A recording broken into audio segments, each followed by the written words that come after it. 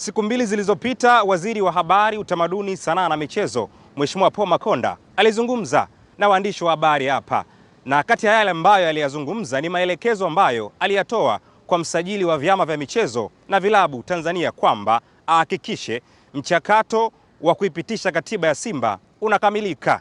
Na hatimaye leo msajili wa vyama vya michezo na vilabu Tanzania ameita waandishi wa habari na kutoa taarifa rasmi kabisa ya kuidhinisha katiba ya mabadiliko ya wekundu wa Msimbazi Simba. Hivyo sasa rasmi wanaweza kuendelea na mchakato wao wa mabadiliko kama ambavyo anatueleza hapa mapema kabisa. Baada ya kukamilisha maboresho hayo na kutoa ufafanuzi uliohitajika kwa klabu, uliwasilisha toleo la mwisho tarehe 5 Februari 2026 kwa ajili ya kuhitimisha mchakato huo.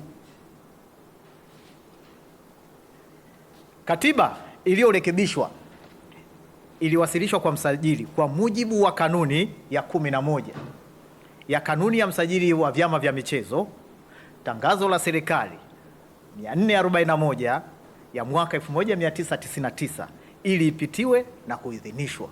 Msajili ana wajibu wa kuhakikisha kuwa marekebisho yote ya katiba hayawezi kuhatarisha usalama, kuvuruga amani miongoni mwa wanachama au jamii kwa ujumla, wala kuathiri maendeleo ya chama. Hiyo ni kanuni ambayo inaniongoza mimi kama msajili. Baada ya uchambuzi wa kina na wa kisheria na wa mashauriano ya kitaalamu, serikali imejiridhisha kuwa marekebisho haya yanakidhi matakwa ya kisheria na hayana athari hasi kwa wanachama, wawekezaji au jamii kwa ujumla, hivyo yameidhinishwa rasmi. Lakini zipi sababu ambazo kama serikali zimewafanya waidhinishe mabadiliko ya katiba ya Simba kwenye kile ambacho wamekipitia? Kwanza, marekebisho hayo yanaendana na sheria ya Baraza la Michezo la Taifa sura ya 49 na kanuni zake. Yanazingatia ushauri wa mwanasheria mkuu wa serikali aliyoutoa kwa klabu ya Simba tarehe 12 Mei 2025, aliyoshauri hivi: kuwepo kwa kampuni moja itakayohusisha uendeshaji wa klabu ya Simba ambayo ni kampuni ya Simba Sports Club Company Limited. Hisa za kampuni hii ya Simba Sports Club zitamilikiwa kwa ubia.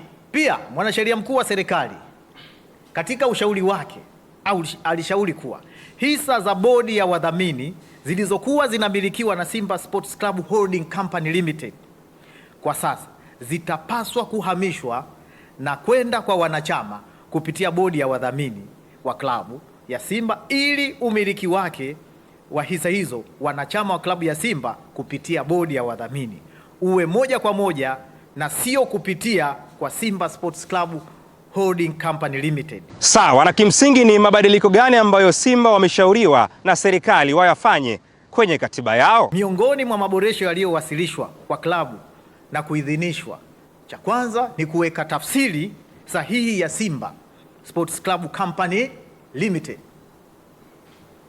kuwa ni kampuni iliyoanzishwa kwa mujibu wa sheria ya makampuni itakayoshughulikia shughuli za kibiashara za kiutendaji za klabu, huku umiliki wake wa hisa ukiwa wa ubia kati ya baraza la wadhamini la klabu ya Simba kwa niaba ya wanachama na wawekezaji kwa mujibu wa sheria na maamuzi ya halali ya mkutano mkuu. Hisa za klabu zitamilikiwa kupitia baraza la wadhamini kwa niaba ya wanachama. Sawa, na huo ndio ufafanuzi wa uidhinishwaji wa mabadiliko ya katiba ya Simba kuelekea kwenye mchakato wao wa mabadiliko. Kutoka hapa uwanja wa Benjamin Mkapa jijini Dar es Salaam, ambako pia zinapatikana ofisi za Baraza la Michezo la Taifa BMT.